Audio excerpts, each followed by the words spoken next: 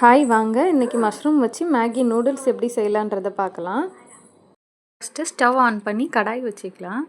இந்த கடாய் நல்லா சூடானதும் இதில் இன்றைக்கி சன்ஃப்ளவர் ஆயில் சேர்த்துருக்கேன். மேகி செய்கிறதுக்கு சன்ஃப்ளவர் ஆயில் தான் கரெக்டாக இருக்கும். சன்ஃப்ளவர் ஆயில் 1 ஸ்பூன் எடுத்திருக்கேன். எண்ணெய் நல்லா சூடானதும் இதில் கட் பண்ணி வச்சுருக்க ஒரு ஹாஃப் ஆனியன் சேர்த்துருக்கேன். இது நீளமாக கட் பண்ணி வச்சுருக்கேன். இப்போ இந்த ஆனியன் பாதி குக் ஆனதும் இதில் இப்போ குட்டி குட்டியாக நறுக்கி வச்சுருக்கிற கார்லிக் வந்து சேர்த்துருக்கேன். இப்போ நான் 10 பூண்டு எடுத்திருக்கேன். இந்த பூண்டு எல்லாம் குட்டி குட்டியாக நறுக்கி சேர்த்துக்கலாம். இதில்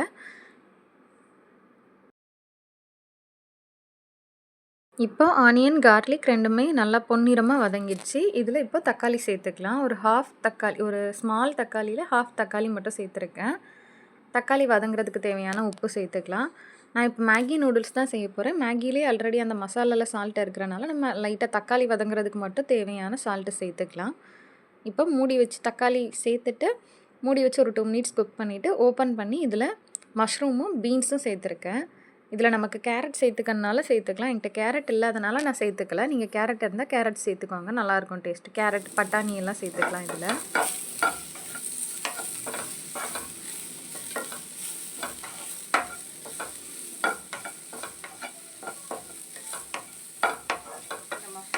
இப்போ மஷ்ரூம் போட்டு ஒரு 30 செகண்ட் மட்டும் இதை நல்லா வதக்கிட்டு மூடி போட்டு குக் பண்ணிக்கலாம். அப்புறம் மூடி போட்டு ஒரு 3 மினிட்ஸ்க்கு அப்புறமா இதை ஓப்பன் பண்ணி பார்க்கலாம். மஷ்ரூம் நல்லா வெந்துடுச்சு. இப்போ இதுக்கு தேவையான கரம் மசாலா, இது வீட்டிலே செஞ்ச கரம் மசாலா ஒரு 1/2 ஸ்பூன் சேர்த்துருக்கேன். கரம் மசாலா சேர்த்து நல்லா வதக்கிக்கலாம். இப்போ இதுக்கு நான் ஒரு 250 ml ஒரு பேக்கெட் மேகி எடுத்திருக்கேன். 12 ருபீஸ் பேக்கெட். இதுக்கு ஒரு 250 ml தண்ணி சேர்த்துக்கலாம். இந்த தண்ணி கொதிக்கிறது வரை நல்லா இதை க்ளோஸ் பண்ணி வச்சுக்கலாம்.